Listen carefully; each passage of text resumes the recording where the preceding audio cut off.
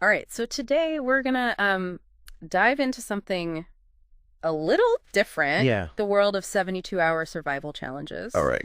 We've got some pretty cool sources lined up for you. Okay. We've got expert guides, minimalist packing lists, real-life accounts, even some Red Cross tips thrown in there. Nice. Basically, we're prepping you to not just survive, Okay. but thrive. If you ever find yourself, in a wilderness situation for those crucial first 72 hours. And that time frame is key. Yeah, I've heard that rule of threes thrown around, Yeah. but to be honest, it always sounded a bit gimmicky to me. Yeah. What's the real significance of those first 72 hours? It's all about the body, really. Okay.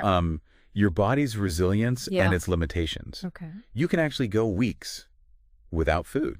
Wow. But when it comes to water, 3 days, Okay. that's kind of the average before dehydration really starts causing serious problems. We're talking impaired cognitive function, Yeah. physical deterioration. Wow. Your body just can't function properly. So it's not just about thirst. It's about your whole system starting to shut down. That definitely adds a layer of urgency to these. Exactly. Whether it's a planned wilderness experience like those offered by Spirited Adventure or Nomadic or, an unexpected emergency situation, those initial 72 hours, they're about securing the essentials. Okay. Getting your head in the game. Yeah.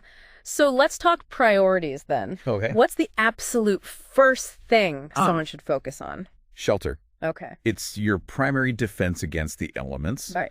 And it's more than just having a roof over your head. Okay. We're talking protection from sun, rain, wind, cold, all the things that can sap your energy and make it harder to think clearly. I was reading about the Nomadic Challenge. Yeah. And one participant actually repurposed a canoe tarp. Oh, wow. For both rain cover and water collection. That's fantastic. Let's talk about multitasking. And also brings up a point that I think is often overlooked. Yeah. The psychological impact of shelter. Oh, okay. Even something simple can create a sense of security and purpose, which helps combat apathy and despair in a stressful situation. Yeah, that makes sense. It's not just about physical protection. Okay. It's about maintaining mental fortitude. That makes a lot of sense. Yeah. Okay, so shelter's established. What comes next? Fire. Oh. Think about the feeling of warmth, the ability to cook food, purify water. Yeah. Fire provides a psychological boost, too. Yeah, I bet. It's a symbol of hope. Yeah. A reminder that you're actively fighting for survival. I remember trying to start a campfire on a regular camping trip. Right. And it was tough enough. I know. Can you imagine the pressure of doing that in a real survival situation? Absolutely. Yeah. That's why having the right tools and techniques is crucial. Okay. One of our sources, the Bare Minimum Survival Kit, emphasizes sparking devices like a ferro rod. Mm-hmm. They're more reliable than matches. Okay. Especially in damp conditions. Yeah. And you don't have to worry about them getting wet and useless. So having a dependable fire starter is key. Yes. What about the actual fire building process? Any tips that stand out from your experience or research? The Nomadic Challenge article had some excellent advice. Okay. They stress the importance of having dry tinder readily available, things like birch bark or dry grasses. Okay. And remember, just like with shelter, location is critical. Any specific pointers on finding the right spot for a fire? The article cautioned against hilltops because of wind and valleys, because they tend to collect cold air and moisture. You also want to be a safe distance from any bodies of water to avoid flash floods. Yeah. It's about being strategic, not just reacting to your immediate surroundings. All right. Shelter and warmth are sorted, but something tells me we're about to get to the most crucial element for survival. You're right. Yeah. It's time to talk about water. Okay. We've touched on the rule of threes, but let's go a little deeper. Okay. Why is water so vital? Yeah, I'm curious about that too. I mean, we all know we need water. Right. But what's happening in the body that makes those 3 days so critical? It all comes down to your cells. Okay. They need water for literally every function. Wow. Without enough water, your blood can't transport oxygen and nutrients effectively. Right. Your organs can't filter waste products. Oh, wow. Your body can't regulate temperature properly. It's a cascading effect. So it's not just about getting thirsty. Right. It's about your entire system starting to break down. Precisely. Yeah. And finding water is only half the battle. Oh, okay. The sources you find in a survival situation, streams, lakes, even collected rainwater, right, can carry bacteria, right, parasites, right, all sorts of things that can make you sick. Wow. That can be just as debilitating as dehydration. That's a good point. Yeah. I'm thinking about those survival shows where people drink directly from streams. Right. Seems a bit risky. It definitely is. Yeah. While those scenes might add to the drama right. in a real situation, yeah, you'd want to prioritize water purification. Okay. Boiling is the gold standard if you have a fire going. Right. But if not, purification tablets are a must-have in your kit. They're lightweight, compact, and they work. Okay, so securing clean water is non-negotiable. This makes me wonder, what if I were in that situation? Right. How resourceful would I actually be in finding and purifying water? That's a question everyone should ask themselves. Yeah. And it's not just about knowing where to look or how to purify. Right. There's a mental aspect to survival that's just as important. It's not just about knowing how to build a fire or find water. Exactly. It's about how you react when things get tough. Exactly. Right. Survival psychology is a fascinating field. Okay. It explores how our minds react under pressure. Right. And what strategies we can use to stay sharp when the stakes are high. Yeah. So let's talk about that mental game. Okay. What are some of the biggest psychological challenges people face in survival situations? One concept that really struck me from wilderness survival psychology, and lost person behavior is something called the survival triad. The survival triad? Yeah. What's that all about? It's a fancy way of saying that. Okay. Fear, pain, and cold are the three main stressors that can really mess with your ability to think straight in the survival situation. Yeah. They're powerful forces that can cloud your judgment and lead to bad decisions. I can see that fear and pain can make it so much harder to think clearly and solve problems. Absolutely. But why is cold specifically included in that triad? Cold has a really insidious way of sapping your energy and focus. Okay. It can lead to hypothermia, of course, which is a life-threatening condition. Right. But even mild cold can make you feel more vulnerable and less capable. Interesting. It can really impact your decision-making. That's a good point. Yeah. It makes sense that managing those feelings would be crucial for staying alive. Absolutely. Yeah. And there are some really practical techniques for emotional regulation in survival situations. Right. One that stands out is the STOP method. I haven't heard of that one. Okay. What does STOP stand for? It's an acronym for stop, take a breath, observe and plan. Okay. It's about interrupting that initial surge of panic or fear. Right. So you can take a moment to assess the situation and make rational choices. Okay. Instead of reacting impulsively. It sounds so simple. Yeah. But I imagine it's really hard to do. It is. In the heat of the moment. It takes practice. Yeah. But it's a skill that can make a huge difference in a survival situation. Right. It's about regaining control of your thoughts and actions instead of letting fear dictate your behavior. Yeah. So you're emphasizing that mental resilience is just as important as physical skills in these challenges. Absolutely. Okay. And it's not just about dealing with fear and panic. Okay. It's about managing boredom and preventing apathy. That's interesting. Yeah. Boredom seems like a strange challenge in a survival situation. You might think you'd be too busy trying to stay alive to get bored. Right. But the reality is that downtime can be a real challenge. Okay. The Nomadic Challenge article mentioned participants struggling with this. Okay.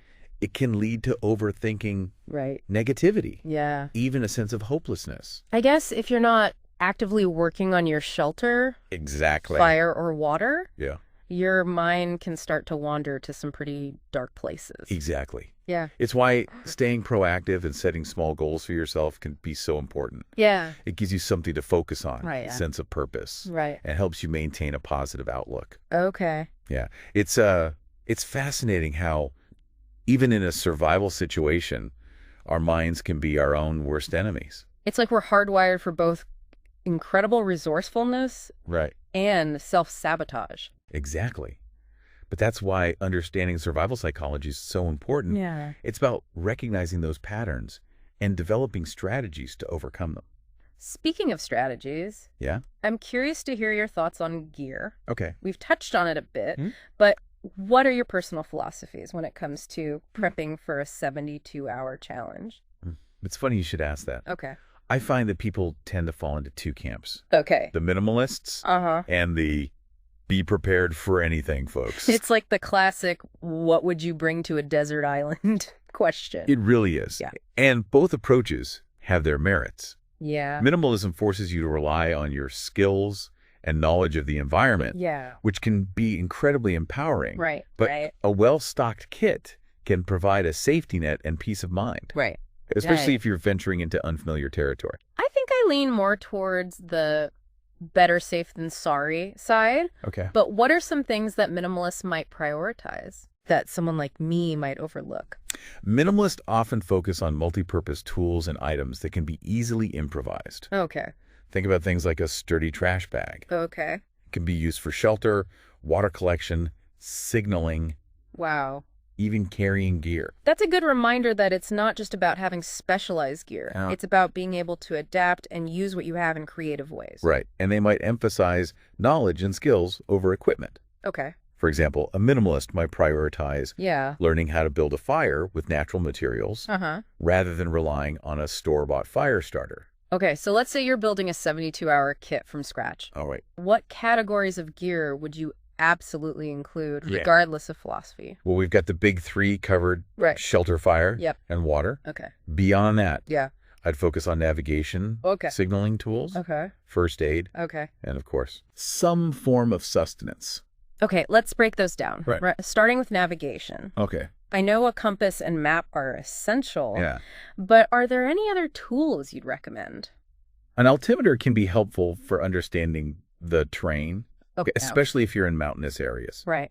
And while some purists might disagree, I think a GPS device, even a basic one, can be a lifesaver in an emergency. Yeah.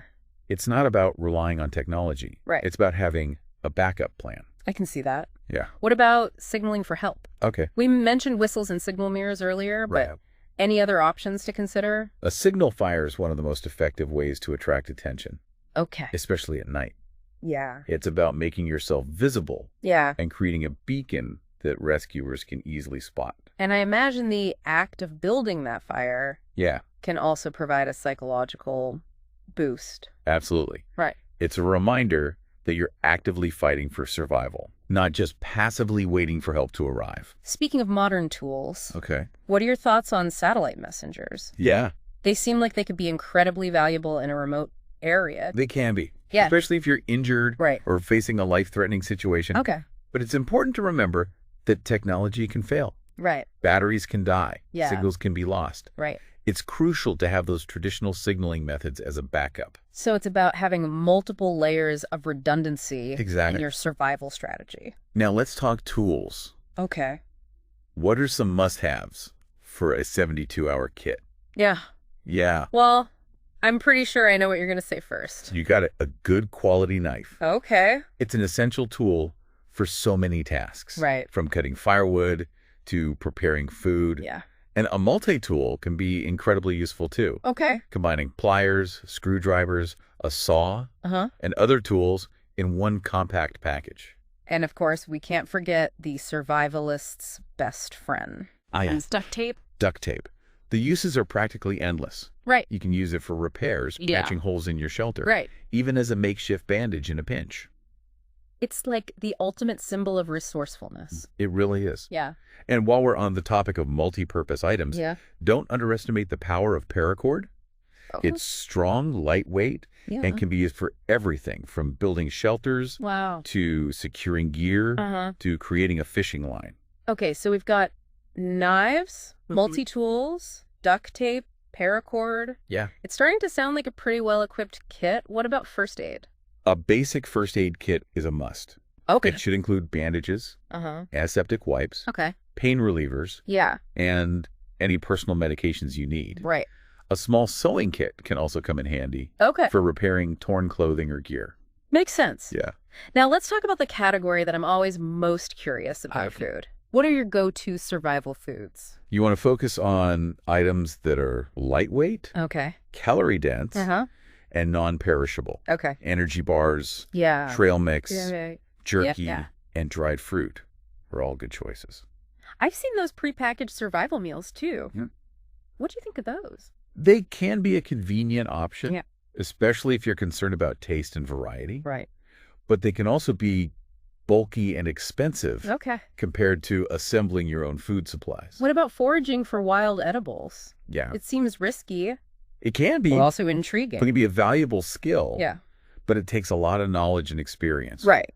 You don't want to be experimenting with unknown plants in a survival situation unless you're absolutely certain of what you're doing. That's a good reminder to stick to what you know. Right. So we've covered a lot of ground when it comes to gear. We have. But having the right tools is only part of the equation. Absolutely. We've talked about the importance of mental resilience. Right. But what about the physical skills required for survival? That's where practice comes in. Exactly. And that's something that's really emphasized in those structured 72-hour challenge programs we've been discussing. You're right. Yeah. Programs like the ones offered by Spirited Adventure and Nomadic provide a safe and controlled environment for people to learn and practice those essential skills. The Spirited Adventure Challenge, for example, includes things like building a debris shelter, finding and purifying water, starting a fire without matches, even learning how to prepare wild game for food. It's a truly immersive experience that goes beyond theory and puts those survival skills to the test. I imagine that learning from experienced instructors, like the ones in these programs, can be incredibly valuable. Definitely. They can share their expertise, provide feedback, and help you develop that all-important survival mindset.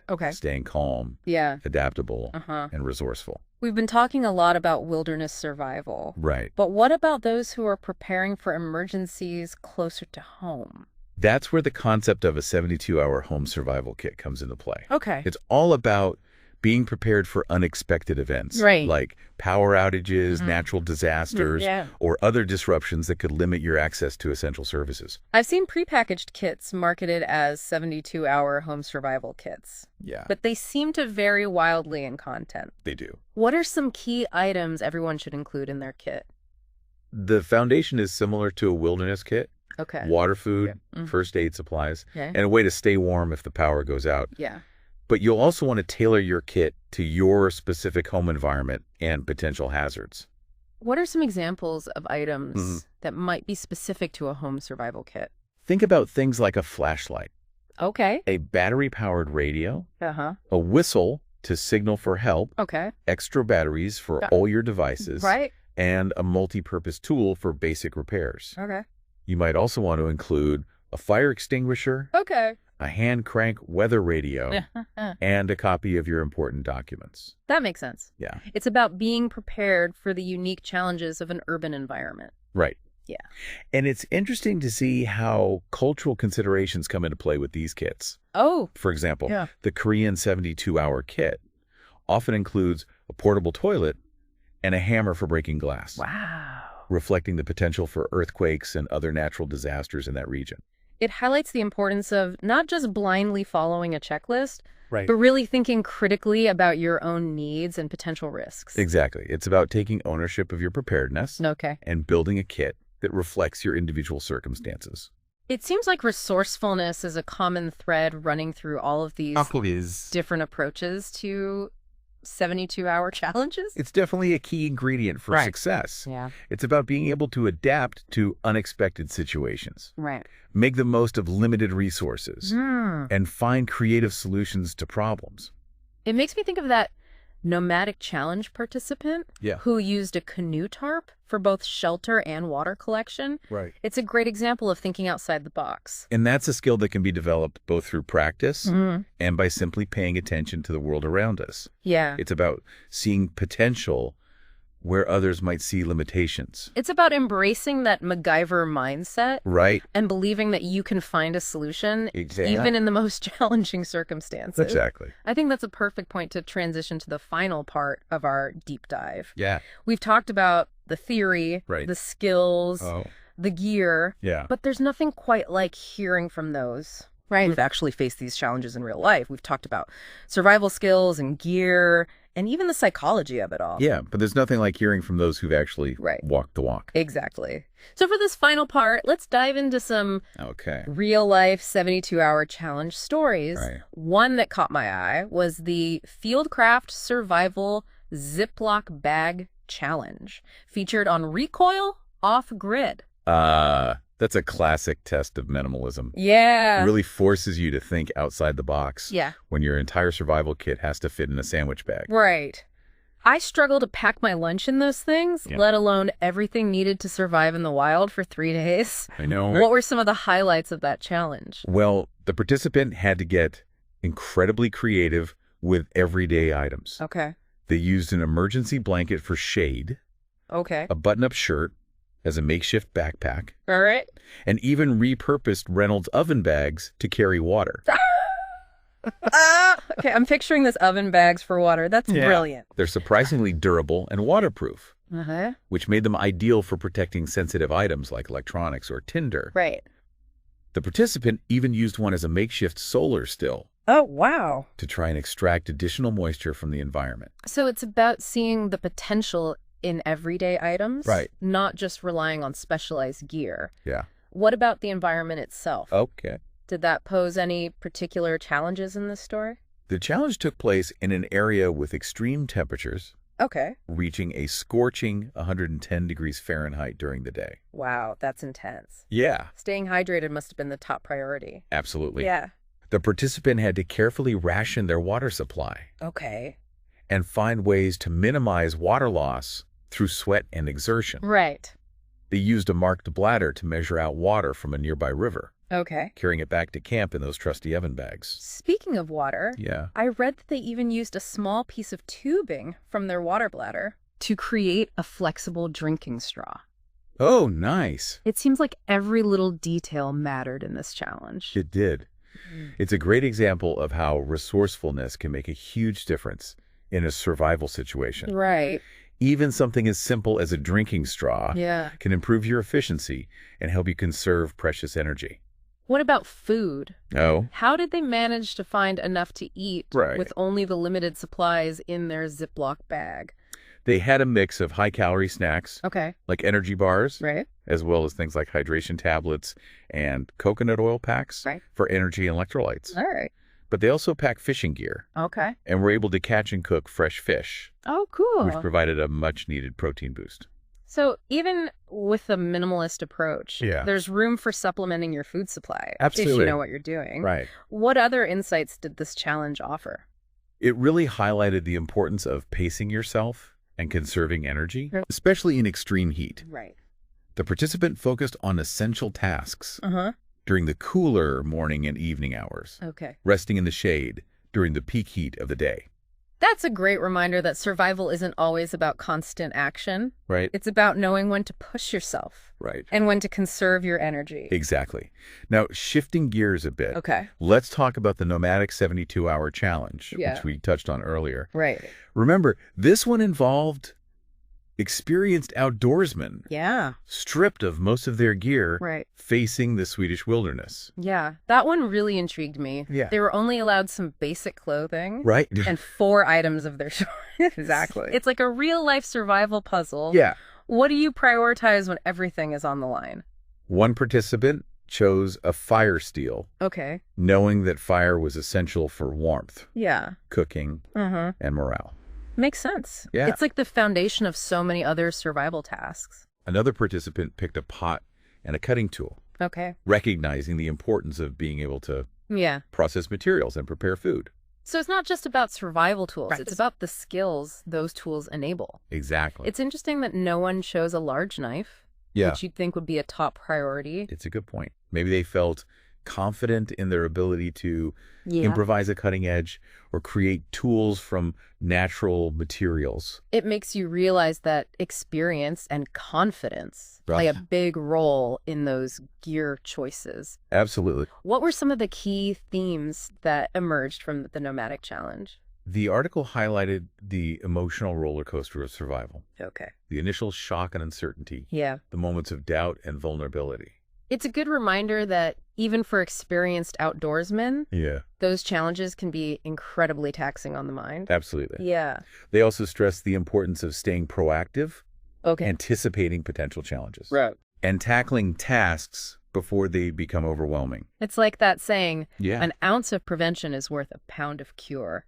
Exactly. Being prepared and proactive can really save you a lot of trouble down the road. Absolutely. Yeah. And they also talked about the unexpected challenge of boredom. Okay. And the danger of overthinking in a survival situation. Right. It's crucial to find ways to stay engaged. Yeah. Both mentally and physically. I guess when you're stripped of your usual distractions and comforts, those mental challenges become even more pronounced. Exactly. Yeah. It's why having a positive mindset and finding ways to stay occupied are so crucial in these situations. We've heard about minimalist challenges and wilderness survival. Yeah. But are there other types of 72-hour scenarios people prepare for?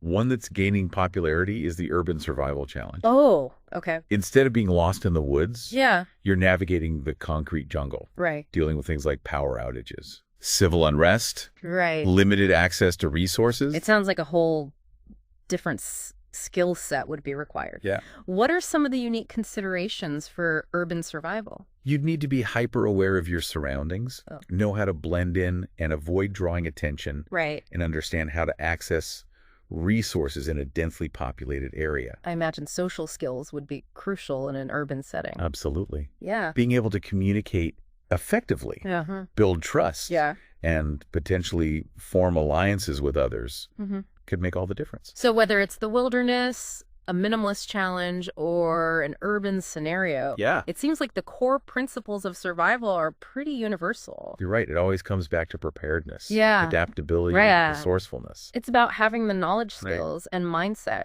to face the unexpected, regardless of the environment. Absolutely. As we wrap up this deep dive, what are some final takeaways you'd leave our listener with? First, don't underestimate the power of preparation. Okay. Having a well-thought-out plan, even for hypothetical situations, can make a huge difference. Okay. Second, remember that survival is a holistic challenge. All right. It's not just about physical skills and gear. Right. It's about mental resilience, emotional regulation, and the ability to stay calm under pressure. It's like we've been saying all along. Right. It's about being adaptable, resourceful, and never giving up hope. Exactly. Yeah. Embrace the challenge. Okay. Learn from those who've gone before you, and never stop exploring the world around you. Yeah. You never know when those skills might come in handy. That's a great note to end on. Yeah. We've covered a lot of ground. We have. But hopefully we've equipped you with the knowledge and inspiration. I hope so. To not just survive, but thrive no matter what challenges you might face. Oh, absolutely. Stay curious, stay prepared, and stay safe out there. Take care.